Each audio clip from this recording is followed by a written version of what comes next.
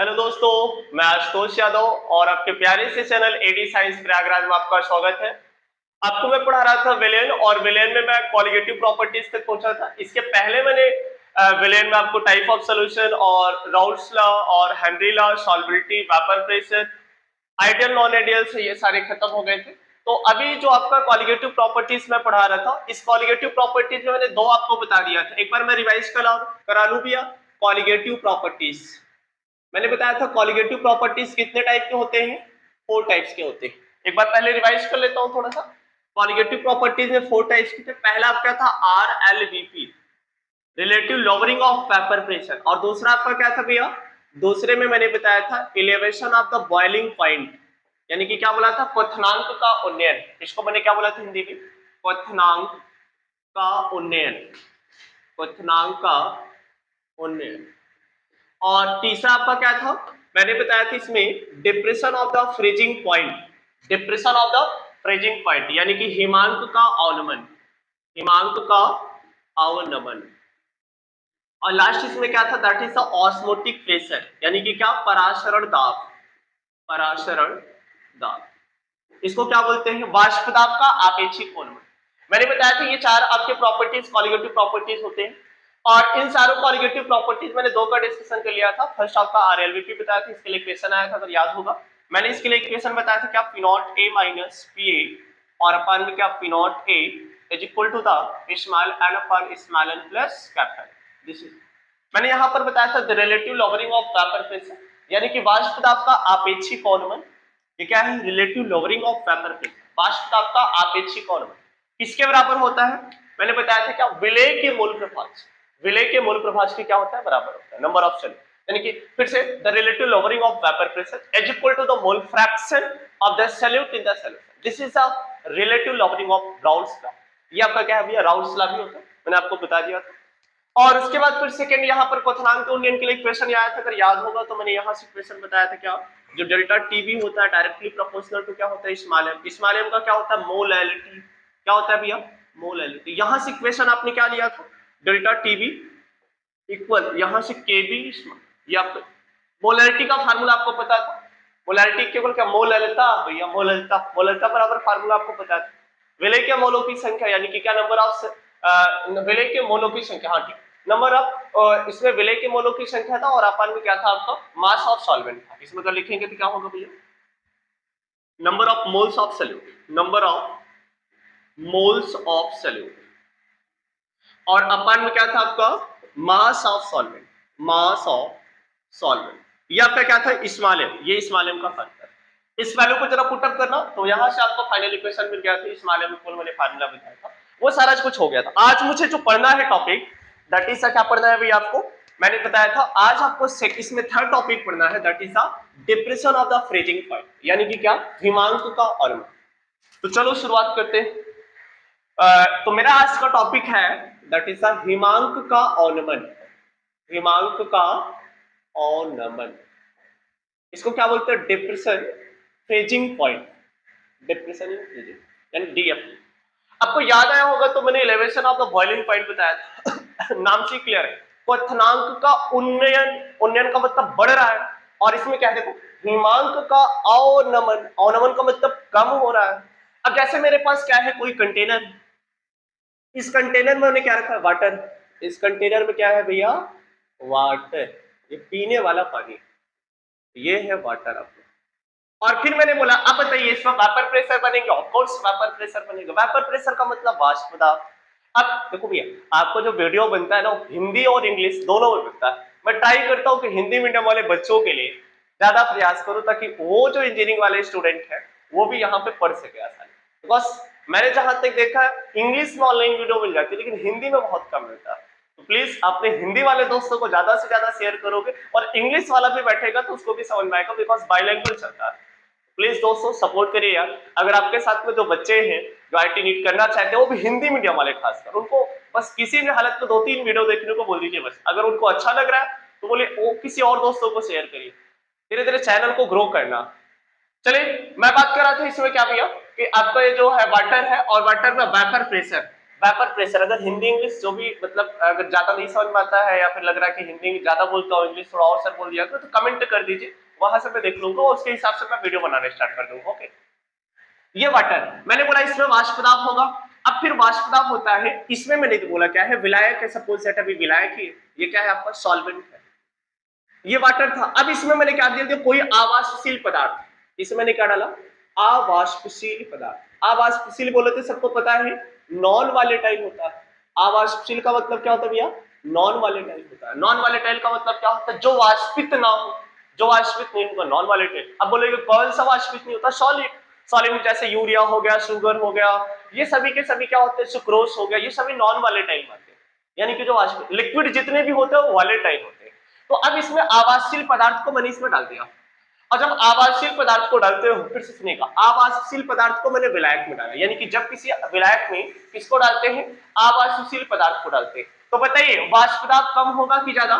तो मैंने बोला अब इसका जो वाष्पदाब होता है ये क्या हो जाता है, कम हो जाता है। यहाँ पर इसका वाष्पदाब क्या होगा, कम होगा। ऐसी थोड़ी देर के लिए समझिए, मेरे पास वाटर था, इसमें कुछ वेपर बन रहे थे, अब ऊपर से मैंने इसमें चीनी या यूरिया या शुक्र कुछ भी मिला दिया यार। और जब इसमें से ऊपर से कुछ मिलाओगे तो बताओ जो वाष्प की क्रिया जब ज्यादा हो रही तो धीरे धीरे क्या हो जाएगी, कम।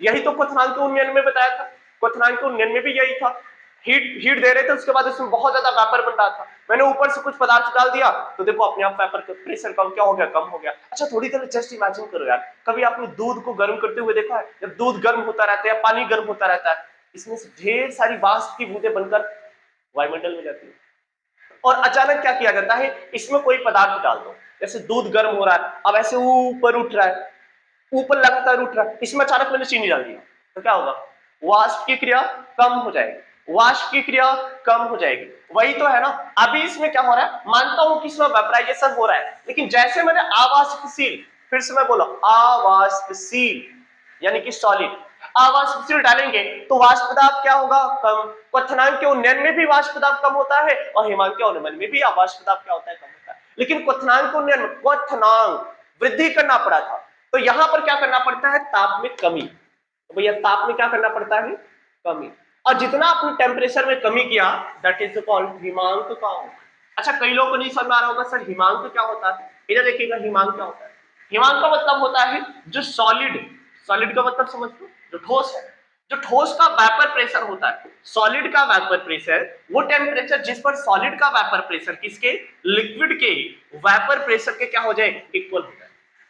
फिर से, वह ताप जिस पर ठोस का वाष्पदाब द्रव के वाष्पदाब के बराबर हो जाए, यानी ठोस का वाष्पदाब इधर और द्रव का वाष्पदाब इधर, दोनों आपस में बराबर होगा, that is called freezing point. इसी को क्या बोलते हैं, हिमांक का अवनमन। मैंने यहां पर बोला हिमांक का अवनमन, हिमांक का मतलब क्या बोला, दोनों वाष्पदाब सॉलिड और लिक्विड का बराबर हो जाए। तो एक बार फिर से समझिएगा, मैंने क्या बोला, हिमांक का अवनमन। हिमांक के अवनमन में सबसे पहले आपने क्या डाला था, आवासशील पदार्थ, क्या डाला, आवासशील पदार्थ, तो वाष्पदाब क्या हुआ, कम। क्वथनांक के उन्नयन में भी वाष्पदाब क्या हुआ, कम हुआ था, और इसमें भी वाष्पदाब कम। और जब वाष्पदाब कम हुआ तो बताइए उसको मैंने उसमें डाला, पानी में डाला, वाष्पदाब कम, तो बताओ टेम्परेचर कमी करना पड़ेगा, वृद्धि। क्यों, क्योंकि कमी, कमी का मतलब ठोस में ले जाना है यार, तो क्या करोगे, कम करोगे टेम्परेचर ना। फ्रीज में क्या होता है, टेम्परेचर में कमी करना पड़ता है, और जब टेम्परेचर में कमी कर रहे हो, जितने की आपने कमी किया, जैसे पहले मैं मानता हूं पहले 100 था, या कुछ भी मान लीजिए, या 100 ही मान लेता हूं, अभी एज्यूम करो, ऐसा मत मान लीजिएगा 100 पर ये बॉल कर जाएगा 100, और फिर मैंने बोला अब इसमें कोई आवासशील पदार्थ डाल देते हैं, तो बताओ अभी जो फ्रीजिंग पॉइंट है क्या होगा, कम होगा। तो यहां से आप जैसे आवासशील पदार्थ डाले तो टेम्परेचर कमी करना पड़ेगा, तभी जाकर सॉलिड बनेगा, सॉलिड को मतलब ठोस में जाएगा, तो जितना टेम्परेचर में कमी किया वही आपका क्या होता है, हिमांक का अवनमन। ठीक, तो ये समझ में आ गया। चलो इसका मैं छोटा सा ग्राफ बना लेता हूं। तो आपने क्या समझा, हिमांक का अवनमन का मतलब क्या होता है, जब किसी आवासशील पदार्थ को, जब किसको भैया, किसी आवासशील पदार्थ को विलायक में डालते हैं। अब किसी किसको भैया, आवासशील पदार्थ को, एक लाइन में लिख देता हूं, आवासशील पदार्थ को किसमें मिलाते हैं, विलायक में, विलायक में, विलायक में मिलाते, तो वाष्पदाब बोलो घटेगा कि बढ़ेगा, घटेगा, वाष्पदाब कम होता है। वाष्प दाब क्या होता है भैया? कम होता है। और जब वाष्प दाब कम होता है तो बताओ टेम्परेचर में वृद्धि करनी पड़ेगी कि कमी? कमी। और इसके पहले क्वथनांक उन्नयन में वृद्धि। तो वाष्प दाब कम होता है और ताप में कमी। ताप में कमी, और जितना आपने ताप में कमी किया यही क्या कहलाता है? हिमांक का औन्नत्य। समझ में आया? ये क्या होता है? हिमांक का औन्नत्य। तो ये मैंने बता दिया। अब इसका चलो छोटा सा डायग्राम बना लेता हूँ, ये इसका ग्राफ बना लेता हूँ। चलो इसका ग्राफ बनाता हूँ, मेरे पास ये है। हाँ, अब जैसे इसका अगर आप ग्राफ बनाओगे तो ये मैंने यहाँ पर ये बना दिया। बहुत ध्यान से देखिएगा, दिख रहा है बोर्ड पे? हाँ, इधर इधर थोड़ा कर देता हूँ। मजा नहीं आ रहा, इधर जाओ तुम थोड़ा। चलो इसको मैंने यहां से ऐसे बना दिया। ये ध्यान से देखिएगा, ये आपका क्या होगा? टेम्परेचर होगा। दिख तो रहा है? हाँ दिख रहा है, ये टेम्परेचर। अच्छा बताओ ये क्या है? ये वेपर प्रेशर है। इसके पहले भी अभी क्वथनांक उन्नयन में ग्राफ बनाया था मैंने। अगर नहीं समझ में आ रहा तो पिछला वाला वीडियो जाकर देखो, उसमें कॉलिगेटिव प्रॉपर्टीज, आरएलवीपी और क्वथनांक का उन्नयन यानी elevation of the boiling point करके दिया। उसको जाकर वीडियो देखो और फिर इधर आना। कॉलिगेटिव प्रॉपर्टीज क्या होता है? जो केवल किस पर डिपेंड करता है भैया? नंबर ऑफ सॉल्यूट पार्टिकल्स पर डिपेंड करता है। नाम ही है अणु संख्यक गुणधर्म, यानी कि वो गुण जो अणुओं की संख्या पर निर्भर करता है। देखो अणु संख्यक, अणुओं की संख्या। कॉलिगेटिव प्रॉपर्टीज, कॉलिगेटिव प्रॉपर्टीज का मतलब वो प्रॉपर्टीज जो किस पर डिपेंड करता है भैया? उसके मॉलिक्यूल्स पर डिपेंड करता है, उसके मोल्स पर डिपेंड करता है, उसके पार्टिकल्स पर डिपेंड, किसके? सॉल्यूट के। वो आपका क्या कहलाता है भैया? कॉलिगेटिव प्रॉपर्टीज कहलाता है। अब मैंने ये वेपर प्रेशर बनाया, ये आपका टेम्परेचर बना दिया। अब आपको पता है कि जब मैंने प्योर सॉल्वेंट का ग्राफ बनाया था कुछ ऐसा बना था। ये आपका क्या होगा? इसको हटा दो, इसको लेके ताप में कमी, इधर मैं कर दे रहा हूं, ठीक। ये क्या है? Pure solvent. ये क्या है आपका? Pure solvent. बहुत ध्यान से देखना, प्योर सॉल्वेंट। अब यहाँ टेम्परेचर देखो, जैसे जैसे आप टेम्परेचर बढ़ा रहे हो इसका वेपर प्रेशर क्या हो रहा है? बढ़ रहा है। यहां से देखो ऐसे, फिर यहां से देखो ये, फिर यहां से देखो ये, तो वेपर प्रेशर लगातार बढ़ रहा है। अब मैंने बोला जब इसका वेपर प्रेशर बढ़ रहा होता है तो यहां पर देखो सोल्यूशन में एक आवासशील पदार्थ मिला दिया, और जैसे आवासशील पदार्थ मिलाया ये क्या हो गया? सोल्यूशन। ये क्या हो गया भैया? सोल्यूशन। यानी कि इसमें क्या डाल दिया गया है? Non volatile. क्या डाल दिया गया है? Non volatile. नॉन वॉलेटाइल बोले तो क्या होगा? अवाष्पशील पदार्थ। क्या होगा भैया? अवाष्पशील। अवाष्पशील का मतलब जो वाष्पित ना हो, जैसे सॉलिड। सॉलिड में क्या? सुक्रोज हो गया, यूरिया हो गया, और जो सॉलिड समझ में आ रहा है आप ले लो, और क्या बताए। हाँ चलो, आवासशील पदार्थ हो गया। अब मैंने क्या बोला कि अगर ये सॉलिड, ये प्योर सॉल्वेंट है तो वाटर है, वाटर का मतलब लिक्विड है। अब लिक्विड है तो इसको सॉलिड में जाने के लिए क्या होगा? अब बताओ सॉलिड में अगर जाएगा तो बताओ वेपर प्रेशर कम होगा कि ज्यादा? कम होगा। अरे यार ये बताओ, कोई द्रव से ठोस में जा रहा है, द्रव से किस में जा रहा है? ठोस में। और जब द्रव से ठोस में जाएगा, द्रव ठोस, तो वेपर प्रेशर कम की ज्यादा? कम। द्रव ठोस, द्रव, सपोज दैट मेरे पास क्या है? ये देखो पानी है, ये है पानी। अब इससे पानी है, अब इसमें क्या है? वेपर प्रेशर ज्यादा है। अब मार्कर में क्या होगा? वेपर प्रेशर नहीं होगा यार, इसमें ज्यादा है। तो वाटर जो होता है भैया ये लिक्विड होता है, इसीलिए इसमें वेपर प्रेशर ज्यादा हो। गैस में, गैस तो वेपर प्रेशर खुद भी बन गया यार। अब ये सॉलिड में जाएगा तो मैंने बोल दिया ये ऐसे, ये देखो लिक्विड, ये आपका क्या था भैया? लिक्विड। लिक्विड से ये आ गया क्या? सॉलिड। अच्छा ये बताओ, जब आप टेम्परेचर में कमी कर रहे हो, इसमें टेम्परेचर में कमी कर रहे हो तो धीरे धीरे लिक्विड से सॉलिड में आया। सोल्यूशन में भी अगर आप टेम्परेचर में कमी करोगे तो धीरे धीरे किस में जाएगा? बोलो सब लोग। ये भी जाया मेरा यहाँ, ये सॉलिड में। अच्छा यहां पर थोड़ा देखिए, ये जो आपका पॉइंट है यहां पर, तो ये आपका प्योर सॉल्वेंट था। प्योर सॉल्वेंट था तो इसको मैंने क्या लिख दिया? T not F. क्या लिख दिया मैंने इसको? T not F. थोड़ा इसको नजदीक बना देते हैं भैया, एक मिनट। इसका डायग्राम आपके पास सब कुछ है, आप अपने कॉपी में इसको बढ़िया तरीके से बनाइएगा, ठीक। चलिए अब ये यहां से इसको मिला दिया, और जब यहां से इसको मिलाओगे तो ये मेरा क्या हो जाएगा? वो टी नॉट एफ है, और ये क्या हो जाएगा आपका? T F. क्या हो गया भैया? टी एफ हो गया। अब बताओ यहां से यहां कमी हो रही है ना टेम्परेचर में, देखो दिख रहा है ना? हाँ दिख रहा है। टेम्परेचर में क्या हो रही है? कमी। तो मैं बोलूंगा क्या? Delta T F. Delta T F, दूसरा मार्कर लो, यहां से मैं लिखूंगा क्या? Delta T F. अच्छा ये बताओ, पहले था 100, फिर हो गया 80, तो कमी कितने की? 100 माइनस 80, यानी कि पहले क्या था? Delta sorry delta T F बराबर क्या लिखेंगे, T not F minus T. ये क्वेश्चन निकल गया। अब आप बोलेंगे सर ये क्या है, ये है हिमांक में कमी, इसको क्या बोलेंगे, हिमांक में कमी, वही जो आप depression of the freezing point है, यानी कि हिमांक का ऑर्डर। अब ये क्या है आपका टी नॉट एफ, अगर मैं लिखूंगा तो टी नॉट एफ का मतलब भैया क्या होगा, प्योर सॉल्वेंट। देखो टी नॉट एफ यहां से बात करता हूं तो प्योर सॉल्वेंट, यानी कि मैं इसके क्या लिखूंगा, शुद्ध विलायक। शुद्ध विलायक का क्या भैया, हिमांक। चलो लिख लेता हूं, हिंदी में लिख लेता हूं, शुद्ध विलायक का हिमांक। और इसको क्या बोलेंगे भैया, विलयन का हिमांक, विलयन का हिमांक। अच्छा इसका एक लाइन में डेफिनेशन कैसे लिखेंगे, एक लाइन में अगर मुझे डेफिनेशन लिखना होगा तो मैं क्या लिखूंगा, जल्दी से बताओ, जल्दी बताओ। हाँ ऐसे ही बोलो ना, ये है विलायक शुद्ध और ये है विलयन, तो मैं क्या बोलूंगा, विलायक तथा विलयन। देखो बहुत ध्यान से, विलायक तथा विलयन के हिमांकों का अंतर, अंतर का मतलब कब, विलायक तथा विलयन, विलायक तथा विलयन के हिमांकों का अंतर। एक लाइन लिखो क्या भैया, विलायक तथा विलयन के हिमांकों का अंतर, हिमांकों का अंतर क्या कहलाता है आपका, हिमांक का अवनमन कहलाता है, हिमांक का अवनमन कहलाता है। बोलो समझ में आया, समझ में आया। ये क्या था आपका हिमांक का अवनमन। अगर इसका स्क्रीनशॉट लेना है तो जल्दी से स्क्रीनशॉट ले लीजिए, और जितना पढ़ाया जा रहा है उसको डेली का डेली क्या करते चलो भैया तैयार। और शाम को आपको लगभग 6 से 8 बजे तक रिकॉर्डेड लेक्चर डेली चला जाएगा। बस मेरा एक प्रयास हिंदी मीडियम वाले बच्चों के लिए अब जो है इंजीनियरिंग और आईटी जेईई नीट ये करना बहुत आसान बनाना है। बस आप मेरे साथ लगे रहो, जितना पढ़ाया जा रहा है उतना तैयार करते चलो, और अच्छा लगे तो साइड में बटन है सब्सक्राइब का, नीचे कमेंट कर दो, मेरा हौसला बढ़ जाएगा, 2-4 लाइक दे दो, बस यही करना और कुछ नहीं करना। आपके घर पूरा फ्री में वीडियो जाएगा। चलो हो गया,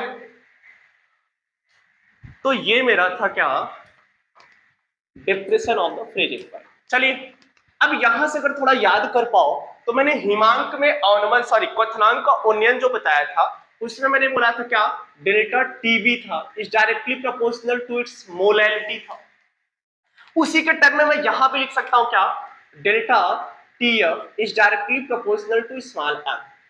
अब अगर स्मॉल एम लिखा तो स्मॉल एम का मतलब क्या है, मोलैलिटी। क्या है भैया, मोलैलिटी। आपको याद होगा ये क्वेश्चन मैंने उसमें भी लिखवाया था और इसमें भी, ठीक। बस उसमें टी था, बी का मतलब बॉइलिंग पॉइंट था, इसमें टीएफ है, एफ का मतलब होता है फ्रीजिंग पॉइंट होता है, तो यहां से मैंने क्या लिख दिया, फ्रीजिंग पॉइंट लिख दिया, ठीक है। हाँ तो यहां से अगर मैं इसको लिखूंगा तो जल्दी से बता दो क्या होगा, डेल्टा टीएफ इक्वल, अगर डायरेक्टली प्रोपोर्शनल का साइन हटाओगे तो बोलो क्या होगा, के एफ स्मॉल एम हो जाएगा, ये आपका इक्वेशन निकल जाएगा। अच्छा स्मॉल एम क्या होता है, मोलैलिटी होता है, मोलैलिटी। मोलैलिटी का फार्मूला आपको पता है, चलो एक बार फिर से लिख लो, डेल्टा टीएफ इक्वल के एफ। मोलैलिटी इक्वल क्या होता है, number of moles of solute, यानी क्या मैंने लिखा number of moles of solute, और अपान में क्या होता है भैया, मास of solvent, mass of solvent, वो भी किसमें, इन केजी, ठीक।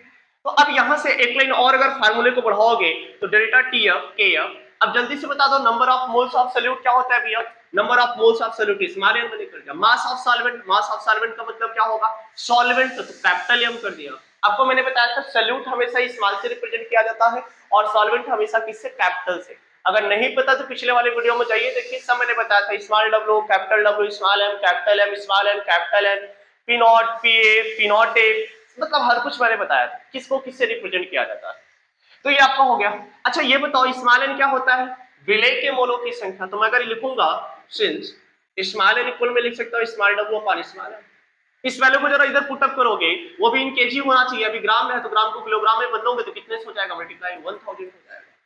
बोलो याद हो जाएगा, अरे यार ये क्या ग्राम में है, अभी ग्राम को किलोग्राम में कन्वर्ट करोगे तो क्या हो जाएगा 1 केजी, 1000 से मल्टीप्लाई, ऊपर मल्टीप्लाई करना पड़ेगा।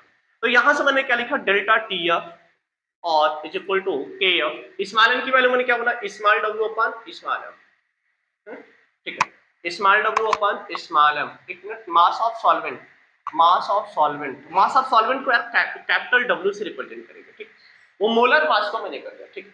हाँ, तो अब क्या होगा, ये आपका कैपिटल डब्ल्यू हो गया इंटू 1000 हो गया। जिसको नहीं समझ में आ रहा इधर देखो, स्मॉल डब्ल्यू क्या होता है, भार, और स्मॉल एम क्या होता है, अणुभार, मोलर मास। ऐसे ये विलय का है, किसका है भैया, विलय का। और जब विलायक का बात करेंगे तो बढ़कहुआ डब्ल्यू और बढ़कहुआ एम, यानी कि क्या, कैपिटल डब्ल्यू और कैपिटल एम। ये क्या होगा भैया, भार है, और ये क्या है आपका, अणुभार है, यानी कि मोलर मास है, किसका, विलायक का। किसका भैया, विलायक। तो ये कल के वीडियो में मैंने बताया, जिसको कंफ्यूजन है जाकर उधर देख लीजिएगा, ठीक। तो ये आपका फार्मूला निकला, और यहां से अगर इस वाले में मुझे फाइंड करना होता तो इसको एक बार मल्टीप्लाई कर दो, दो बार डेल्टा लगा के क्या करोगे, delta T F small M capital W और K F small W into 1000। मैंने बोला अगर यहां से स्मॉल एम दिख रहा है, हाँ एक लाइन अभी लिख लेता हूं, दिख रहा है, ठीक। अब यहां से अगर मुझे क्या करना है, स्मॉल एम फाइंड करना है, तो स्मॉल एम इक्वल में क्या लिखूंगा, ये लोग उधर जाएंगे तो क्या होगा, के एफ स्मॉल डब्ल्यू इंटू 1000 और अपान में हाँ एक लाइन और डेल्टा टी एफ और कैपिटल डब्ल्यू। ये आपका फार्मूला, एक फार्मूला ये था। कभी कभार एनसीईआरटी में क्वेश्चन मिलेंगे, आप यहीं से सॉल्व कर सकते हो इसको, यहीं से, या तो फिर आप यहां से सॉल्व कर सकते हो। दिख रहा है पीछे, हाँ बिल्कुल पूरा दिख रहा है। जल्दी से हो सके तो इसका स्क्रीनशॉट ले लीजिए। अच्छा, इसके पहले जो आपने क्वथनांक का उन्नयन फार्मूला प्राप्त किया था, अगर याद कर पाओ तो सब कुछ वही था।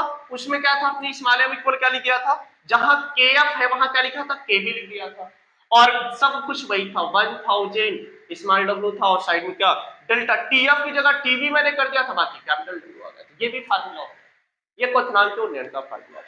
जल्दी से नोट डाउन कर लो भैया। चलिए, ये था आपका क्या, हिमांक का अनुमान और क्वथनांक का उन्नयन। एक बार दोनों रिवाइज कर लेता हूं साथ में, उसके बाद फिर नेक्स्ट प्रॉपर्टी स्टार्ट करता हूं। क्या नेक्स्ट प्रॉपर्टी मेरा आएगा, क्या भैया, वाष्पदाब, सॉरी ऑस्मोटिक प्रेशर। हाँ, तो मैं बात कर रहा था क्या, एक बार मैं दोनों साइड में रिवाइज कर लेता हूं, ठीक है। एक साइड में मैंने लिखा क्या, क्वथनांक का उन्नयन, क्वथनांक का उन्नयन, इसको क्या बोलेंगे भैया, elevation of the boiling point. और इधर मैंने क्या लिखा, हिमांक का अवनमन, हिमांक का अवनमन। हिमांक का अवनमन का मतलब क्या है, डिप्रेशन ऑफ फ्रीजिंग पॉइंट, ठीक। ये आपका पी। आप याद कर पाओ तो इसमें मैंने क्या बोला था, आवाष्पशील पदार्थ डालते हो विलायक में, ऐसे लिखो, विलायक में क्या डाला आपने, आवाष्पशील पदार्थ, आवाष्पशील पदार्थ। और साइड में मैंने इधर क्या बोला, मार्कर चल नहीं रहा यार, इसमें मैंने क्या डाला, इसमें भी विलायक में, इसमें विलायक में क्या डाला आपने, अवाष्पशील पदार्थ। देखो दोनों एक ही साइड ऐसे क्रिया हो रही है, अवाष्पशील। तो जब इसमें आपने क्वथनांक के उन्नयन में अवाष्पशील पदार्थ डाला था, तो बताओ वाष्पदाब क्या हुआ था, वाष्पदाब कम, और इसमें भी वाष्पदाब क्या हुआ था, कम हुआ था, इसमें भी वाष्पदाब कम। फिर लेकिन इसमें ताप में क्या किया था आपने, वृद्धि, इसमें क्या किया था, ताप में वृद्धि, और इसमें क्या करते हो, ताप में कम, इसमें आपने क्या किया, ताप में कम। ये आपका क्या कहलाया था, क्वथनांक का उन्नयन, और ये क्या कहलाएगा, हिमांक का अवनमन। दोनों समझ में आ गया। और छोटा सा देखो, बहुत छोटा सा अंतर, बस उसमें वृद्धि होता है, इसमें क्या होता है कमी। एक मिनट रुकिएगा।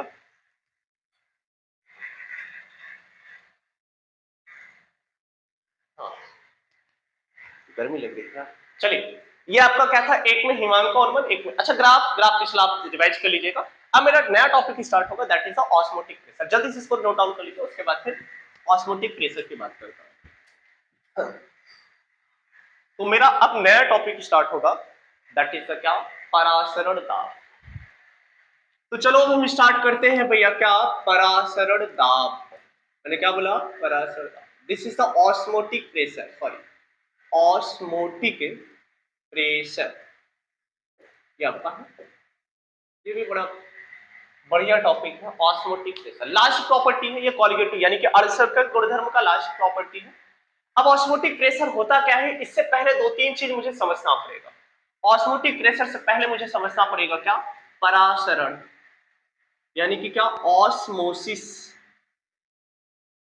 और दूसरी तरफ मैंने लिखा क्या, विसरण। क्या लिखा भैया, विसरण। इसको क्या बोलते हैं, डिफ्यूजन। ये दोनों दोनों एक दूसरे के पैरेलल नहीं। एक तरफ मैंने क्या लिखा है, परासरण लिखा है, और दूसरी तरफ मैंने क्या लिखा है, डिफ्यूजन। ऑस्मोसिस और डिफ्यूजन, ये दोनों पहले क्लियर कर लीजिए। इससे पहले एक छोटा सा टॉपिक और होगा, नहीं अभी इसके बताने के बाद ही बता देता हूँ, चलो लिख ही देता हूँ। अर्ध पारगम्य झिल्ली, अब इसका नाम आएगा अर्ध पारगम्य झिल्ली। इसको क्या बोलते हैं भैया? Semi permeable membrane, semi permeable membrane. Shortcut में बोलो क्या?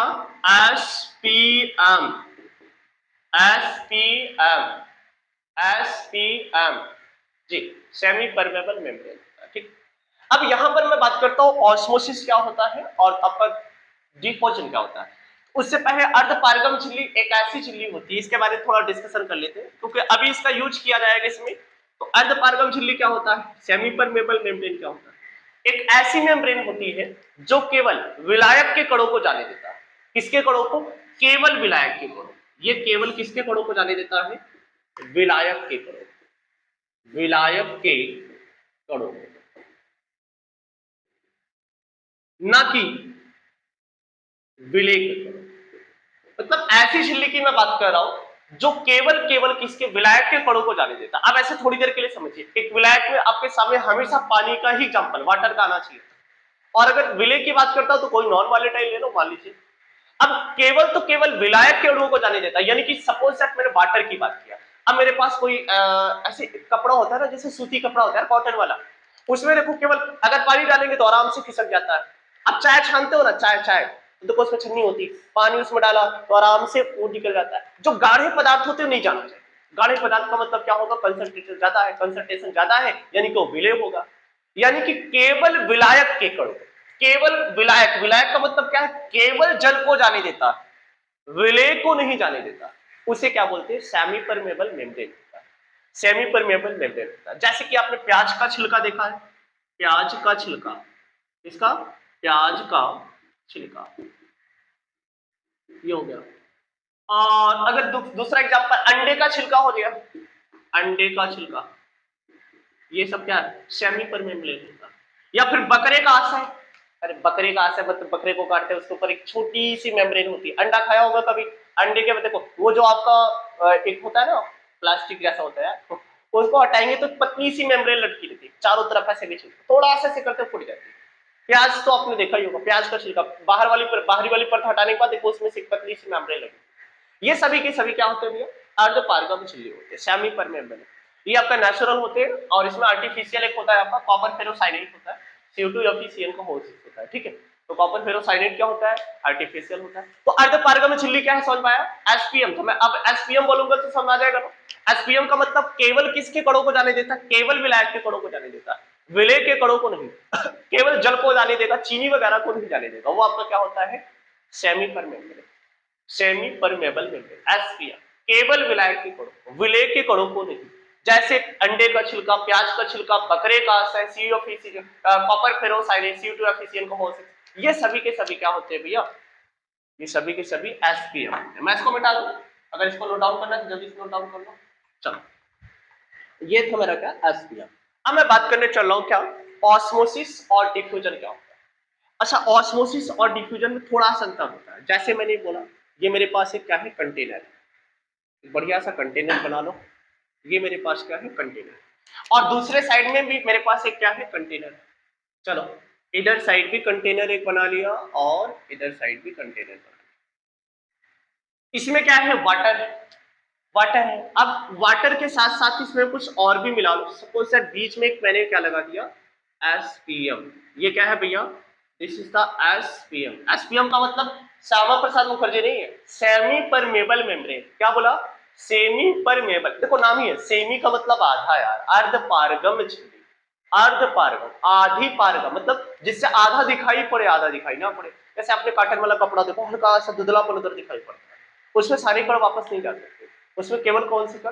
केवल विलायक के कण जाते हैं। वही होता है, नाम से ही क्लियर। नाम देखो, एक ही चीज करो, नाम को तोड़ो, परिभाषा अपने आप क्लियर हो जाती है। तो क्या मैंने लिखा? एसपीएम।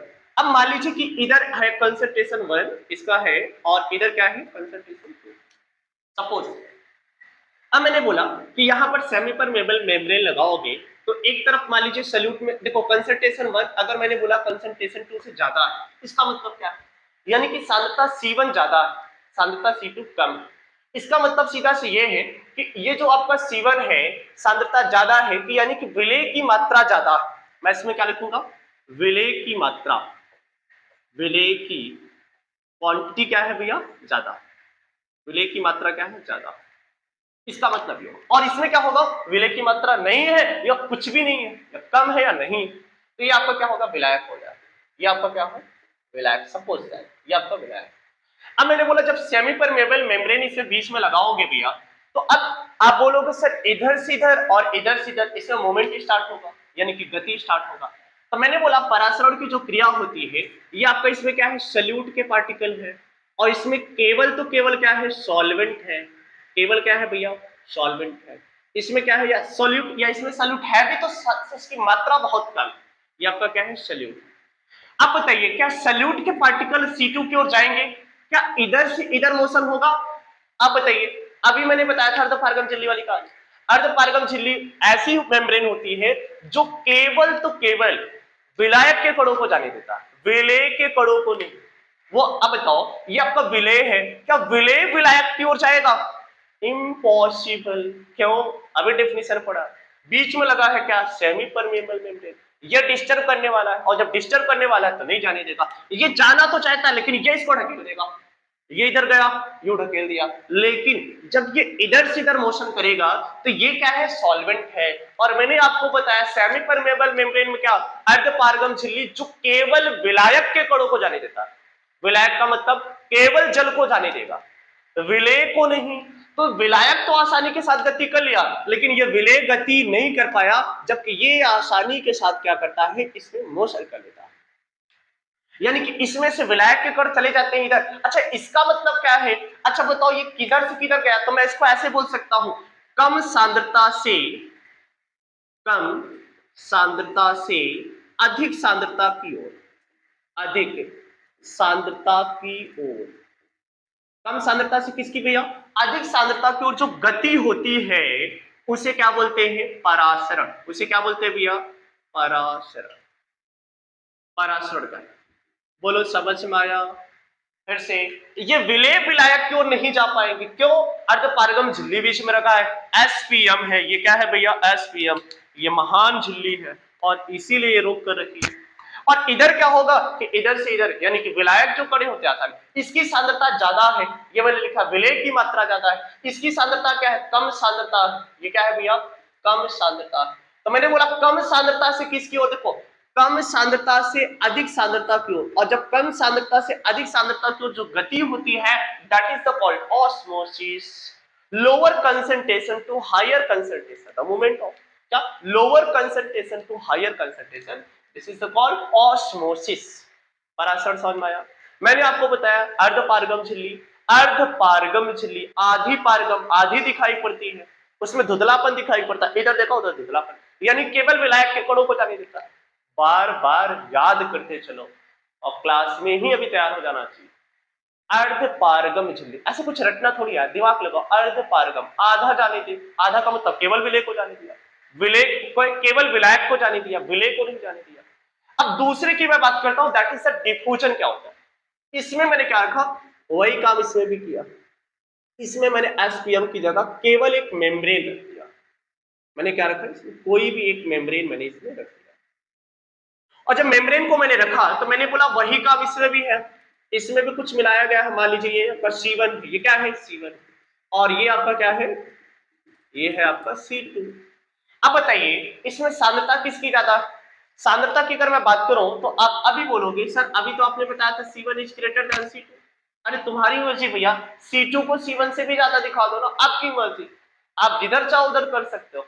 मैंने बोला अगर इधर आपने लिखा क्या, C1 is greater than C2, it's means इसमें सांद्रता ज्यादा है, इसमें क्या है, अधिक सांद्रता, अधिक सांद्रता। और इधर अगर मैंने लिखा तो इसका मतलब क्या है, कम सांद्रता, इसका मतलब क्या है भैया, इधर कम सांद्रता, ये आपका क्या है, लो कंसंट्रेशन, इधर क्या है, हाई कंसंट्रेशन। अब यहां से मैंने देखा मेम्ब्रेन से, तो अब इसमें क्या होता है, तो कुछ पार्टिकल्स इधर से इधर मूव करते हैं, कुछ पार्टिकल्स यानी क्या, C1 से किसकी ओर मोशन होती है, C1 से किसकी ओर, C2 की ओर। और अगेन C2 से C1 की ओर भी मोशन हो रही है। अब इस मेम्ब्रेन में क्या होता है, जो डिफ्यूजन का प्रोसेस होता है, यानी कि विलायक के कण विलेय की ओर और विलेय के कण विलायक की ओर, उसमें क्या था, केवल विलायक के कण विलेय की ओर जा रहे थे। वो आपका क्या था, low concentration to higher concentration. इसमें क्या होता है, higher to low, lower to. लेकिन जो नेट की बात करेंगे तो नेट क्या होता है भैया, अधिक सांद्रता से किसकी ओर, कम सांद्रता की। क्यों, क्योंकि इसको ढकेल रहे हैं ना, अरे यार इसमें ज्यादा फोर्स लग रही है, तेजी के साथ ढकेलते हैं, और इसमें छिद्र भी बड़े बड़े हैं, इससे बहुत छोटे छोटे छिद्र थे, तो ये तेजी के साथ उसमें क्या कर जाएंगे, फ्लो कर जाएंगे। तो ये क्या होता है, आपका डिफ्यूजन होता है। विसरण, परासरण और अर्धपारगम झिल्ली, तीनों क्लियर हो गया। अगर ये तीनों क्लियर हो गया तो मैं अगला टॉपिक अभी आपका चलूंगा, क्या, दैट इज ऑस्मोटिक प्रेशर, यानी कि परासरण दाब। इसमें देखिएगा कम सांद्रता से अधिक सांद्रता की ओर, इसमें दोनों ओर मोशन होता है, लेकिन नेट की बात करें तो अधिक से कम की ओर हो जाएगा, ठीक है। अधिक से कम, अधिक सांद्रता से कम सांद्रता की ओर, अधिक सांद्रता से कम। लेकिन विलेय के पार्टिकल की मैं बात कर रहा हूं, इसमें विलायक के पार्टिकल की बात कर रहा हूं। जल्दी से अच्छा लग रहा हो तो जल्दी से क्या कर लो भैया, इसका स्क्रीनशॉट ले लो। हाँ, ये मेरा क्या था, परासरण और विसरण और अर्धपारगम झिल्ली, यानी कि सेमी परमेबल मेम्ब्रेन, ऑस्मोसिस और डिफ्यूजन, ये मेरा क्लियर हो गया। अब मैं बात करने चल रहा हूं क्या, ऑस्मोटिक प्रेशर। अब ध्यान से देखिएगा ऑस्मोटिक प्रेशर क्या होता है।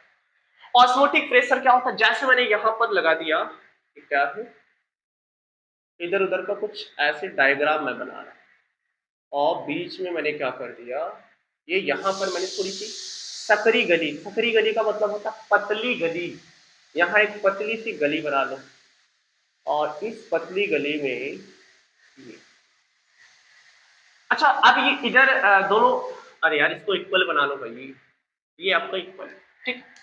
अब सपोज सेट ये C1 है और ये क्या है, C2 है। इसमें C2 का मतलब बोलो सब लोग क्या होगा, सॉल्वेंट। इसको मैंने क्या मान लिया, ये है मेरा क्या भैया, सॉल्वेंट। और ये क्या है आपका, सॉल्यूशन। सॉल्यूशन का मतलब क्या मैंने बोला, इसमें विलेय भी मिलाया गया। जब सॉल्यूशन की बात करें तो सॉल्यूशन में दो पार्ट होते हैं, सबसे पहला जाकर वीडियो देखिए। सॉल्यूशन इज कितने part, two part. First is the solute and second is the solvent, विलेय और विलायक।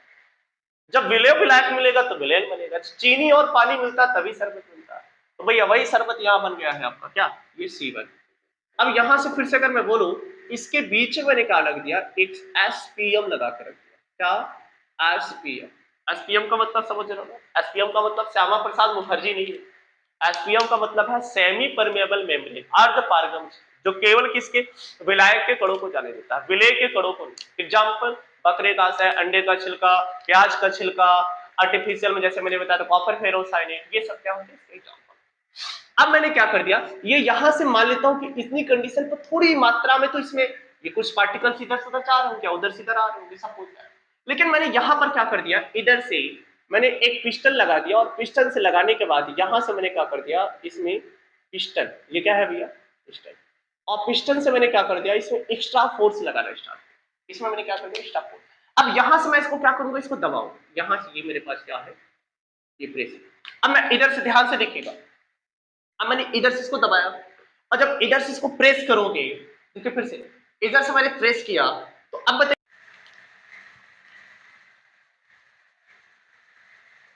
हाँ दोस्तों मैं बता रहा था, वो बीच में लाइट कट गई थी। चले मैं इसको बता रहा था कि जब इसमें पिस्टन से दबाया जाता है, अब इस पिस्टन से अगर यहां से क्या किया जाए, प्रेशर डाला जाएगा, तो ये बताओ आपका क्या है, SPM, और इसमें क्या है आपका सॉल्वेंट है। और जब इधर से प्रेशर बढ़ाया जाएगा, अभी तक सॉल्वेंट इधर से इधर आ रहे थे, मूव कर रहे थे, अब जैसे इधर से मैंने एक्स्ट्रा प्रेशर लगाया है, एक्स्ट्रा प्रेशर लगाने के बाद अभी क्या होगा, ये जो आपका सॉल्वेंट इधर आना चाहता था, वो उसका क्या हो जाएगा, रुक जाएगा।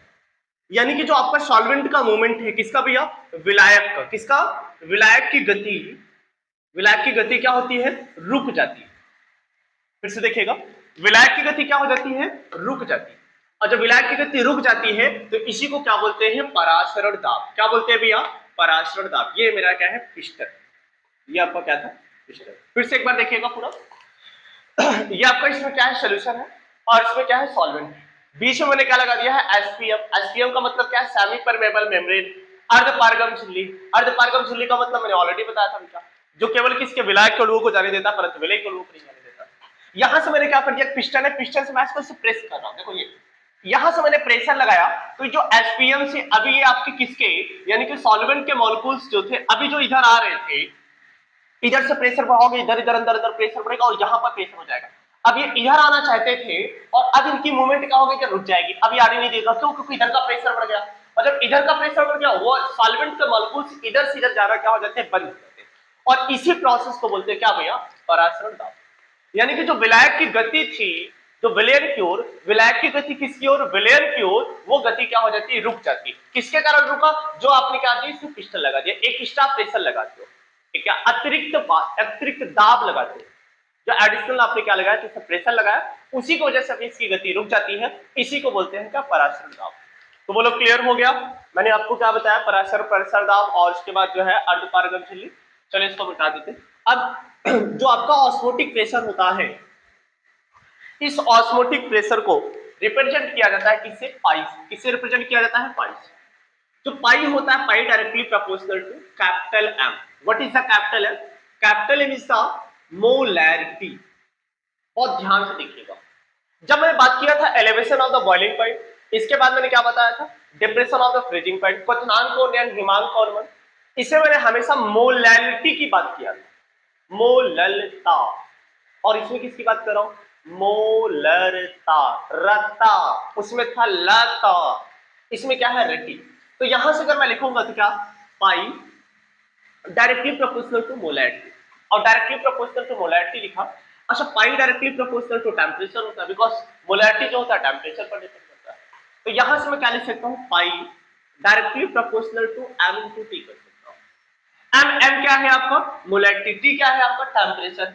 आपको पता है अगर यहां से मैं डायरेक्टली प्रोपोर्शनल का साइन हटाऊंगा तो उसके साथ कुछ जुड़ेगा, कुछ जुड़ा, क्या जुड़ा भैया, आर, क्या जुड़ गया, एम आर टी, यहां लिख दो क्या, आर एम, सॉरी एम, ये आपका। अब बोलोगे आर क्या है भैया, इसको अब यहाँ पर सोल्यूशन कांस्टेंट है, यानी कि विलयन स्थिरांक, विलयन स्थिरांक, और इस विलयन स्थिरांक को क्या बोलते हैं, यूनिवर्सल गैस कांस्टेंट, और इसकी वैल्यू कितनी होती है, 0.082, 82 ही लिखने का ज्यादा अच्छा होगा। अगर इसका यूनिट लिखना चाहते हैं, एटीएम लीटर मोल टन, ये वैल्यू फिक्स होती है। तो ये इसका फार्मूला निकल गया। अच्छा, अगर आप ध्यान से देखिए तो पाई इक्वल आर क्या है, आर नियतांक है, यानी कि विलयन कांस्टेंट होता है, इसको यूनिवर्सल गैस कांस्टेंट भी बोला जाता है, ठीक। ये सब प्रैक्टिकली देखा जाता है, उसके बाद यहाँ से इसकी वैल्यू बताती है, ठीक, इसकी वैल्यू हमेशा ये रखा जाएगा। यम क्या है, मोलैरिटी, मोलैरिटी इक्वल आपको पता है, आर तो ठीक है, मोलैरिटी, मोलैरिटी का मतलब क्या होता है, number of moles of solute, यानी कि विलेट के मोलों की संख्या, और अपान में क्या होता है, वैल्यूम इन लीटर, वैल्यूम किस में होना है, वैल्यूम ऑफ सोल्यूशन लीटर, यानी कि वैल्यूम इन लीटर में होना चाहिए, और एम, सॉरी एम तो काट दिया, ठीक। अब बताओ इसको मैं क्या लिख सकता हूँ, pi equal pi V equal N R T कर सकता हूँ, बोलो कर सकता हूँ, ये आपका इक्वेशन निकलता है। तो अरे PV equal N R T पढ़ा है ना, देखो वही आ गया। तो ये आपका क्या था, मेन फार्मूला, जल्दी से इसको नोट डाउन करो। तो ये आपका क्या हो गया, खत्म हो गया, ऑस्मोटिक प्रेशर था, ऑस्मोटिक प्रेशर बता दिया। तो आज आपके भैया कॉलिगेटिव प्रॉपर्टीज, सारे कॉलिगेटिव प्रॉपर्टीज खत्म हो गए। पहला आपका मैंने बताया था क्या, RLVP, relative lowering of vapour pressure, वाष्प दाब का अपेक्षिक अनुमान। दूसरा मैंने पढ़ाया था क्या, elevation of the boiling point, क्या, elevation of the boiling point यानी क्वथनांक का अनुमान। तीसरा मैंने पढ़ाया था डिप्रेशन इन फ्रीजिंग पॉइंट, हिमांक का अनुमान। अभी चौथा मैंने पढ़ाया ऑस्मोटिक प्रेशर, और दो मैंने ऑलरेडी पिछले वाले वीडियो में पढ़ाया था। अभी आज तक ये खत्म हो गया, तो सारे कॉलिगेटिव प्रॉपर्टीज खत्म हो गए। दोस्तों अगर वीडियो अच्छी लगी तो प्लीज दोस्तों को शेयर करिएगा, अगर अच्छा लग रहा हो तो प्लीज लाइक भी करिएगा, साथ में कमेंट भी करिएगा। बगल में सब्सक्राइब का बटन है, वहां से इसको बेल आइकन को दबाइएगा, ताकि आपको जितनी भी वीडियो हो सारा का सारा नोटिफिकेशन सबसे पहले आपके पास जाए। और मैंने बोला हिंदी मीडियम का रिजल्ट मुझे सबसे अच्छा करना है, वो भी इंजीनियरिंग मेडिकल में, तो आपको पूरा का पूरा कंटेंट दिया जाएगा। बस मेरा थोड़ा सा सपोर्ट करिए कि आप ज्यादा से ज्यादा इसको बच्चों को शेयर करिए, ठीक है। आज की क्लास यहीं तक, बाकी का next day. Okay, all the best, have a nice day.